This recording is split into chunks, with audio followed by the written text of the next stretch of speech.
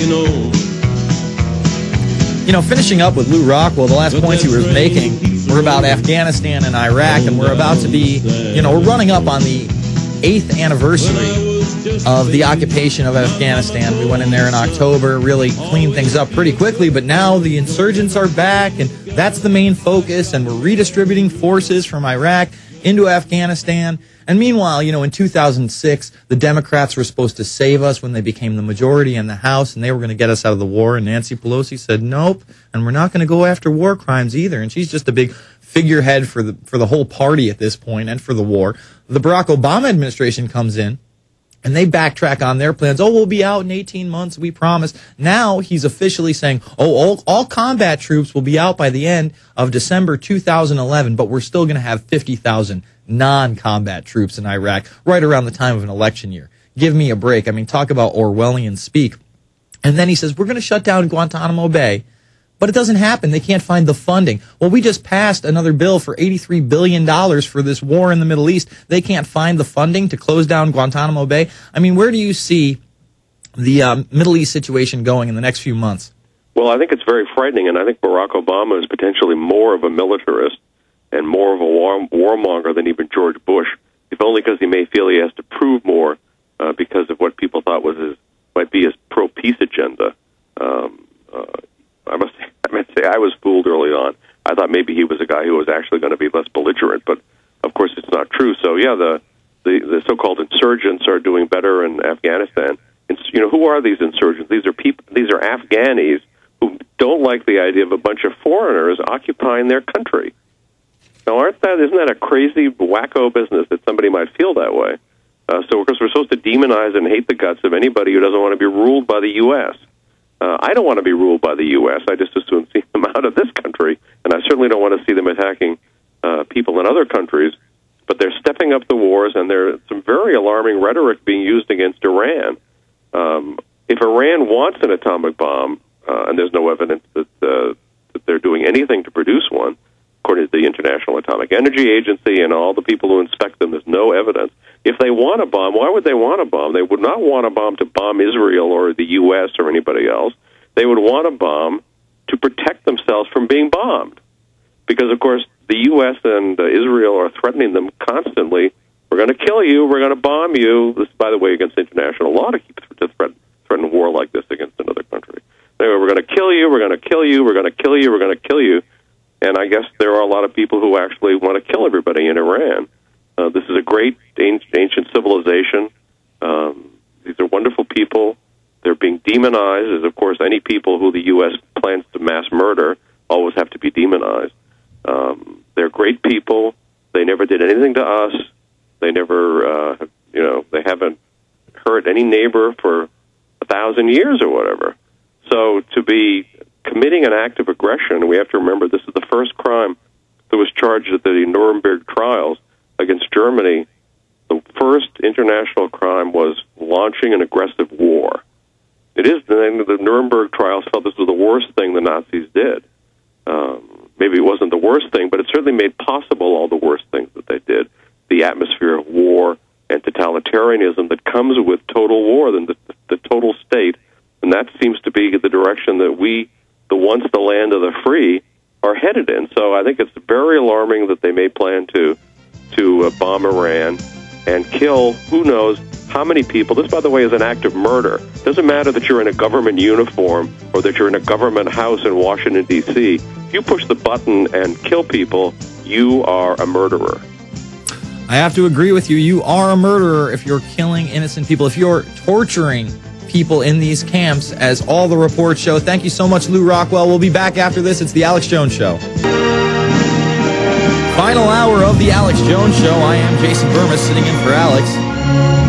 If you missed any of the program, Alex really rode shotgun for the majority of the show. We just got off the phone with Lew Rockwell. We stream it 24/7 here at Infowars.com, except for when my show plays 9 to midnight Central Time. And you can always get the podcast over at Infowars as well. Spread the word. I mean, we need this video to go completely viral of a cop attacking an EMT officer who's trying to help a woman. We're going to take your calls this entire hour. We got Jim Newcomer of Midas Resources coming up at past. But I want to thank one of our great sponsors, SurvivalSeedBank.com. That's SurvivalSeedBank.com, 877-327-0365. In a real crisis, do you want the non-hybrid heirloom seeds that actually give you nutrients that can actually feed you, keep you healthy? Well, SurvivalSeedBank.com is the place to go, 877-327-0365. Even if you're not out there worried that something's going to happen, hey, grow a victory garden. They don't want you to have organic foods. They don't want you to be healthy. They want you on GMO craptacular. So, protect yourself. SurvivalSeedBank.com, 877-327-0365. Now, I have not read this article, just the headline, but it was given to me by my producer in the beginning of the show, and it's definitely worth noting. We talked a little bit about Supreme Court decisions and the corruption there and the 5-4 WWE politics style. Oh, it was so close. It's always so close. Well, we know Sotomayor is a council member on La Raza. We know that. We're aware of that.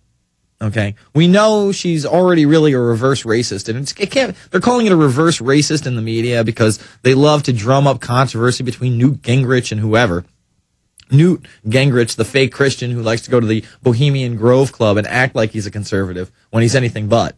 And I think he actually denied that he went to the Bohemian Grove when he was confronted about it. Or he said, something ridiculous about it. Oh, it doesn't exist. But this woman apparently says that gun ownership is unconstitutional. So I'm going to read the article, and we'll see what we got.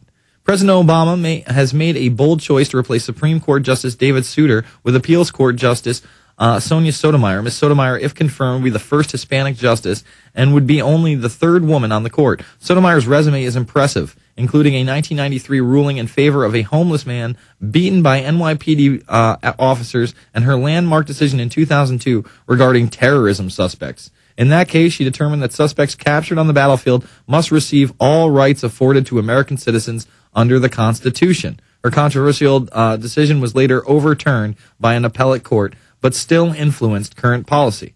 Sotomayor is a graduate of Princeton University, where her legal thesis include Race in American Classroom and Underlying Injustice, American Exceptionalism, and Permanent Bigotry. Well, she's the bigot.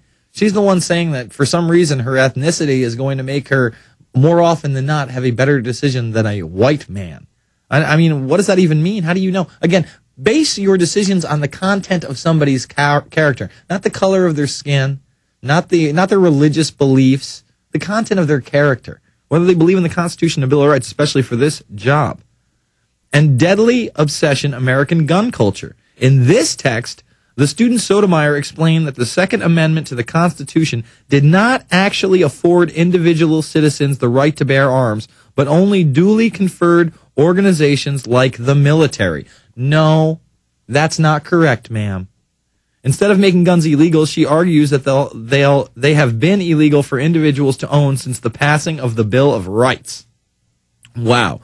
We need to get deadly obsession, American gun culture in the office. If you're listening, audience, if you're listening, if there's a PDF file of that book online, showtips@infowars.com, or mail us the book, because she needs to be exposed. She's saying that we don't have a Second Amendment right. No, the reason that we have guns is because the military has guns and the police have guns, and it's to stop tyranny. Well-organized militias, also, keeping your persons and property safe. She's absolutely ridiculous, and that's just another strike against her. But let's see if the phony conservatives bring this up. Let's see if this comes to the light. It's the Alex Jones Show, back after this.